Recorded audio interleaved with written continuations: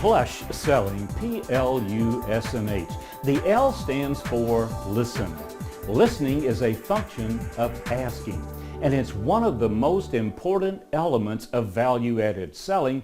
As a result, there'll be multiple modules on listening. In this particular module, we're going to look at the psychology of listening. As a result of this module, you will understand psychologically what's going on between your mind and your customer's mind. So much of our communication now happens at the subconscious, subliminal level. You and I as salespeople need to take control of that. We'll look at why questions work. We'll look at who should be asking the questions and what those questions should focus on. We'll also look at why questions don't work, and how you can go about changing the quality and the quantity of the questions that you're asking in order to help your customer better. Every customer has a secret, and that secret is, here's what it would take for me to buy from you right now. Here's what it would take for me to buy from you right now.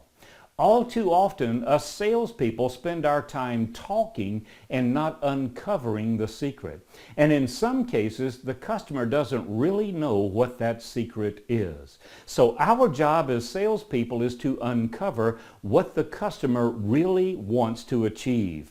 One of the key words in value-added selling is outcome. What outcome does the customer want, and how can we help them achieve their outcome better than anyone else? Here's the primary principle behind listening. We listen to what we hear. We stimulate what we hear by using questions. The questions we ask the customer determine the information that's going to come back on our side of the table.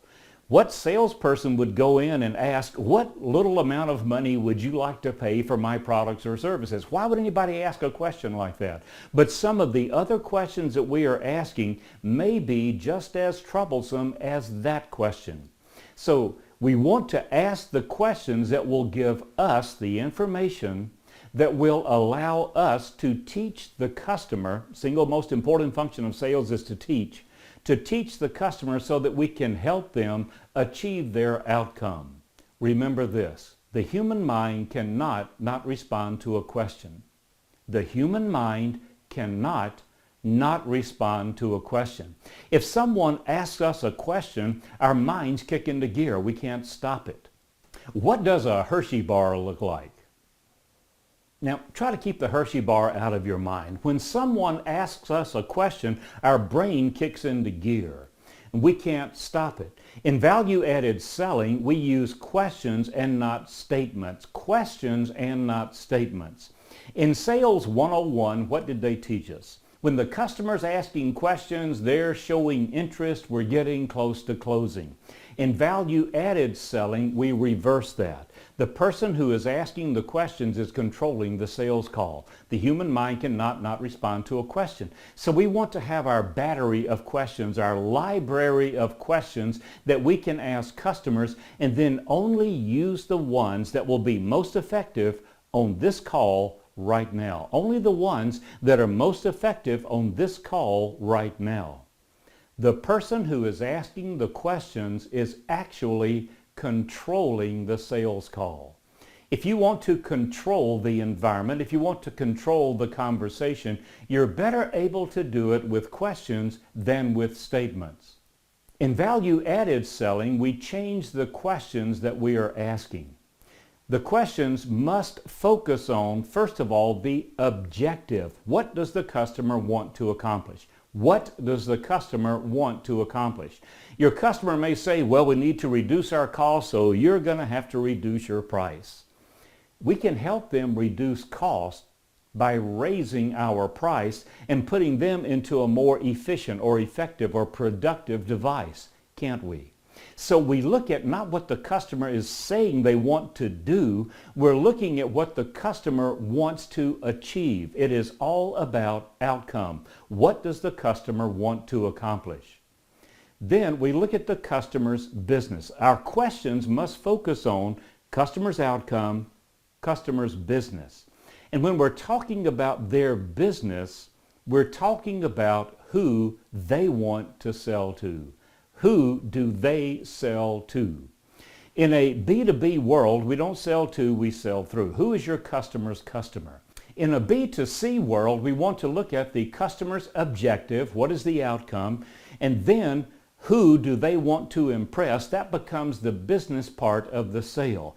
Let's use a swimming pool analogy. The customer says they want a swimming pool. How many different reasons are there for people to put in a pool? The objective is to have a pool in the backyard. A lot of people can do that. But now we start looking at the business of the pool, the application of the pool. Who's going to swim? Who do you want to influence? What else would you use the pool for? Now hang on to this. Most people don't know what they want. Most customers don't know what they want. If a man goes into a hardware store and asks for a 1/4-inch drill bit, what does he want? He wants a 1/4-inch hole. And the only way he knows to achieve the hole is go to the store, buy the bit, plug it in his drill, and drill the hole. Our job is to understand outcome. Is there a better way for the customer to achieve what they want to achieve than the method they're thinking of? In most cases, yes. Your customers cannot keep up with the changes in your industry, market, technology, competition. You may have a tool, you may have a capability, you may have a process that will help them achieve their outcome better than anything they have ever thought of in the past. The customers do know the outcome they would like to have. What they do not know is the path to get there, and whatever they have come up with as the path, the process, that's what they're out shopping for. Why don't you show them a better way? There is always a better way. And as you grow, as you find more applications, as you find more ways that customers are using your products and services, your list of applications obviously are going to grow. You'll have more capability for helping your customers. The psychology of listening requires pre-call planning. And part of this pre-call planning is not only knowing what questions you're most likely to ask this customer on this call at this time. You'll have a library of questions that you can use in the future. Constantly grow your library of questions. Why? Because the human mind cannot not respond to a question. And in the upcoming modules, we'll look at different ways of formulating questions so that you will know how to use them more effectively.